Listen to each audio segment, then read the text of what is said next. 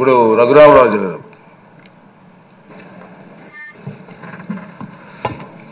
పదహారవ శాసనసభ సభాపతిగా మిమ్మల్ని ఏకగ్రీవంగా ఎన్నుకున్నందుకు హృదయపూర్వక శుభాభినందనలు తెలియజేస్తూ, నన్ను ఎంపిక చేసిన సభానాయకులు చంద్రబాబు నాయుడు గారికి, ఎన్నుకున్న నా ఉండి నియోజకవర్గ ప్రజలకు, శాసనసభ్యుడిగా నాకు మొట్టమొదటిసారిగా మాట్లాడే అవకాశం ఇచ్చినందుకు మీకు నా ధన్యవాదాలు తెలియజేస్తున్నా.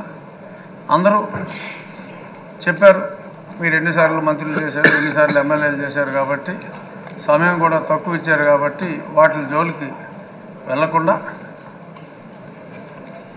ఎన్నో దశాబ్దాలుగా నేను మీకు చిరపరిచితుడిని అయినప్పటికీ సభలో చెప్పుకోవాల్సిన అంశాలు కొందరే ఆ పేరుకి సార్థకత తీసుకొస్తారు. చిన్నవారికి అయ్యగా, మీ తోటి వయసులందరికీ అన్నగా, రాష్ట్ర ప్రజలందరికీ ఎంతో ప్రీతిపాత్రుడుగా, అయ్యన్న పాత్రుడుగా పరిపూర్ణమైన పేరు మీకు మీ తండ్రి గారు పెట్టారో తాతగారు పెట్టారో, ముందుగా వారికి నా ధన్యవాదాలు తెలియజేస్తూ, ఈ సభ పామరులందరికీ అర్థమయ్యేలాగా సరళమైన భాషలో మీరు మాట్లాడతారు.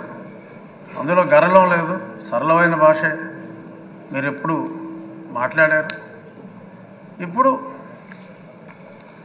మీరు పిఆర్ కాలేజీలో చదువుకున్నప్పుడు ఒక గ్యాంగ్ లీడర్గా, రాజకీయాల్లో ఇప్పుడు ఒక మాస్ లీడర్గా, ఇప్పుడు మా శాసనసభను ఒక తరగతిగా భావిస్తే క్లాస్ లీడర్లా కాకుండా ఒక క్లాసిక్ లీడర్గా మీరు ఉంటారు అనే పరిపూర్ణ విశ్వాసం మా అందరికీ కూడా ఉంది. నిన్ననే మరి సింహంలాగా చెప్పుకునే వాళ్ళు సభకు వచ్చి వారి పేరు కూడా మర్చిపోయేలాగా పెప్ప అన్నారు. ఎందుకంటే అయ్యన్న పాత్రుడు గారిని సభాపతిగా ఎన్నుకుంటున్నారని అప్పటికే తెలిసిపోయింది కాబట్టి మరి వాళ్ళ పేరు కూడా మర్చిపోయే పరిస్థితి వచ్చింది. అంచేత వాళ్ళు ఎప్పట్లాగా అలాగే ఆ సీట్లన్నీ ఖాళీగా ఉంటాయేమో, మరి ప్రతిపక్ష పాత్ర పోషించాలి అంటే మరి పాలకపక్షంలోనే అందరికీ కూడా మీరు మాట్లాడే అవకాశం, కేవలం పొగడ్తలకే పరిమితం కాకుండా, మంత్రులకే అవకాశం కాకుండా, మాలాంటి శాసనసభ్యులందరికీ కూడా మీరు తప్పకుండా అవకాశం ఇవ్వాలి.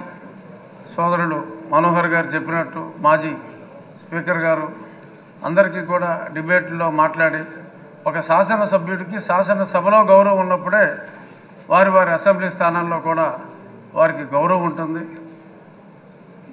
శాసనసభ్యులందరి గౌరవం కూడా మీరు కాపాడగలరు అని మనస్ఫూర్తిగా భావిస్తూ, మరిన్ని ఉన్నత శిఖరాలు ఒక రాజకీయ నాయకుడిగా, ఒక ప్రజల మనసు దోచుకున్న వ్యక్తిగా మీరు మరింత ఉన్నత శిఖరాలకి ఎదగాలని, మిమ్మల్ని మేము ఎప్పుడూ కూడా రాష్ట్ర ప్రజలు కూడా బీసీ నాయకుడిగా చూడలేదు. కొందరు నాయకులు ఇప్పుడు అన్నారు బీసీ నాయకుడు అని, కానీ ప్రజలందరి మన్నన ఉన్న అపరూపమైన నాయకుడు మా అయ్యన్న పాత్రుడు అని చెప్పి, ఒక వర్గానికి మిమ్మల్ని పరిమితం కాదు, అందరి నాయకుడు మా అయ్యన్న పాత్రుడు, అందరి పాత్రుడు మా అయ్యన్న పాత్రుడు అని చెప్తూ ఆల్ ద బెస్ట్ సార్.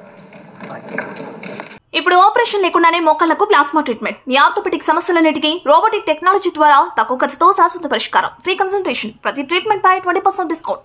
ఈ ఆఫర్ కొద్ది రోజులు మాత్రమే, త్వరపడండి. V9 hospitals 9281465842.